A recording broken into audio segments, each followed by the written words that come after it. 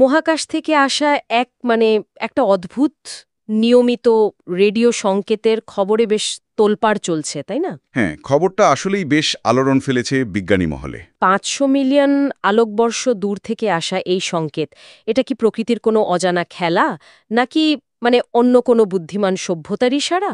এটাই তো million dollar প্রশ্ন এখন। আজ আমরা সাম্প্রতিক কিছু গবেষণা আর রিপোর্টের গভীরে যাব, চেষ্টা করব বোঝার এই সংকেতটা আসলে কি, কেন এটা বিজ্ঞানীদের এত ভাবাচ্ছে, আর এর মানে কি হতে পারে। ঠিক, চলুন শুরু করা যাক। আচ্ছা, তো সংকেতটা আসছে কোথা থেকে? প্রায় ৫০০ মিলিয়ন আলোকবর্ষ দূরের একটা গ্যালাক্সি থেকে। ভাবুন একবার, ৫০০ মিলিয়ন বছর। ওই আলো পৃথিবীতে আসতে সময় নিয়েছে ৫০ কোটি বছর। এটা ভাবলেই মাথা ঘুরে যায়। বিজ্ঞানীরা বলছেন এটা শুধু শক্তিশালী নয়, অস্বাভাবিকভাবে নিয়মিত। প্রতি ১৬ দিন পর পর একদম ঘড়ি ধরে একই রকম আচরণ। ঠিক, এটাই সবচেয়ে অবাক করার মতো বিষয়। এই ধরনের ঘটনাকে তো আমরা বলি ফাস্ট রেডিও বার্স্ট বা এফআরবি। হ্যাঁ, এফআরবি। কিন্তু এমন নিয়মিত পুনরাবৃত্তি এটা আবে দেখা যায়নি বললেই চলে। এটা প্রথম ধরেছিল কানাডার চাইম টেলিস্কোপ, তাই তো? হ্যাঁ, চাইম টেলিস্কোপ।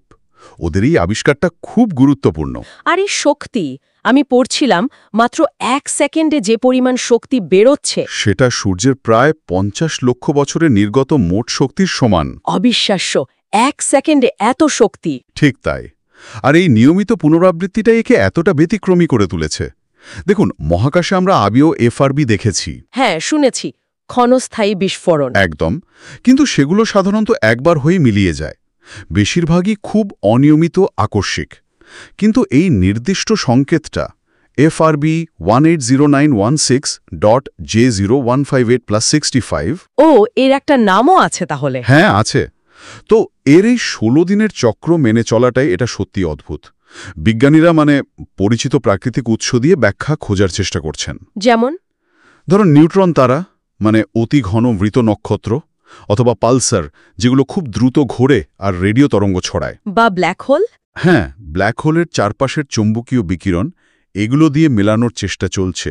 কিন্তু এত নিখুঁত সময় মেনে চলাটা এই পরিচিত মডেলগুলোর সাথে ঠিক খাপ খাচ্ছে না। বেশ কঠিন হয়ে পড়ছে ব্যাপারটা। তার মানে প্রাকৃতিক ব্যাখ্যার বাইরে অন্য কিছু ভাবার মতো যথেষ্ট কারণ তৈরি হয়েছে? এখানেই তো ব্যাপারটা আরও ইন্টারেস্টিং হয়ে উঠছে, তাই না? অবশ্যই। আর সেজন্যই সেটি ভিনগ্রহের বুদ্ধিমান প্রাণী অনুসন্ধানে যারা কাজ করেন, হ্যাঁ, সেটি তারা বিশেষভাবে আগ্রহী হয়ে উঠেছেন। কারণ তাদের অ্যালগোরিদমগুলো তো তৈরিই করা হয়েছে মহাজাগতিক যে বিশাল শব্দভাণ্ডার, তার ভেতর থেকে এমন নিয়মিত, কৃত্রিম মনে হতে পারে এমন প্যাটার্ন খুঁজে বের করার জন্য। প্রকৃতির স্বাভাবিক যে একটা খজ বা বিশৃঙ্খলা, তার মধ্যে এই নিয়মবদ্ধতা, এটাই খটকা লাগার মতো। ঠিক। যদিও এখনই কোনো সিদ্ধান্তে পৌঁছানো একদমই ঠিক হবে না, প্রচুর কাজ বাকি। একজন সেটি বিজ্ঞানীর একটা কথা আমার খুব মনে ধরেছে। উনি বলেছিলেন, এই রেডিও সংকেতের প্যাটার্নটা অনেকটা মানবসৃষ্ট যোগাযোগের মতো। এটি যদি প্রকৃতি থেকে আসে, তাহলে সেটি এমন কিছু যা আমরা আগে কখনো দেখিনি। কথাটা কিন্তু খুব গভীর।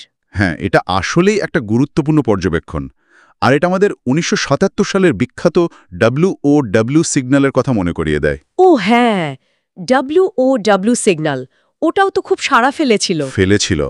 ওটাই খুব শক্তিশালী আর অস্বাভাবিক ছিল। কিন্তু সেটার আর পুনরাবৃত্তি ঘটেনি, একবারই শোনা গিয়েছিল। আচ্ছা।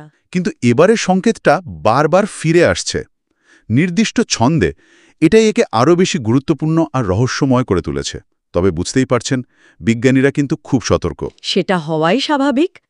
কারণ হতে পারে এটা এমন কোনো প্রাকৃতিক প্রক্রিয়া যা আমাদের বর্তমান জ্ঞানের সীমার বাইরে।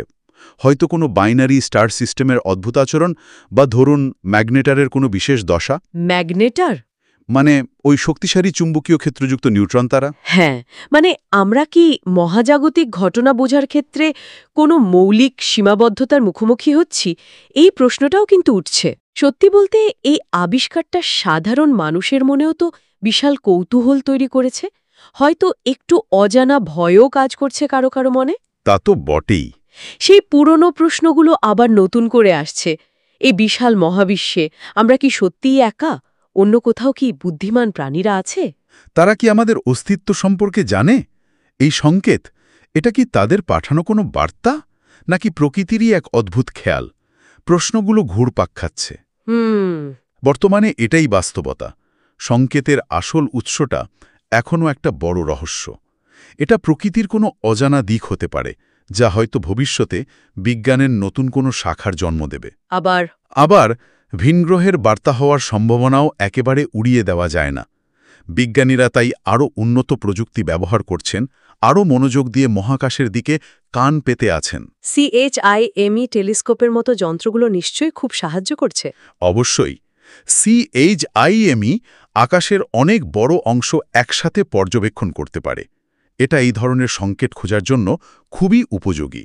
তাহলে এই মুহূর্তে দাঁড়িয়ে আমরা বলতে পারি উত্তরটা এখনো আমাদের হাতে নেই, কিন্তু খোঁজার প্রক্রিয়াটা নিঃসন্দেহে আরও জোরদার হয়েছে। একদম।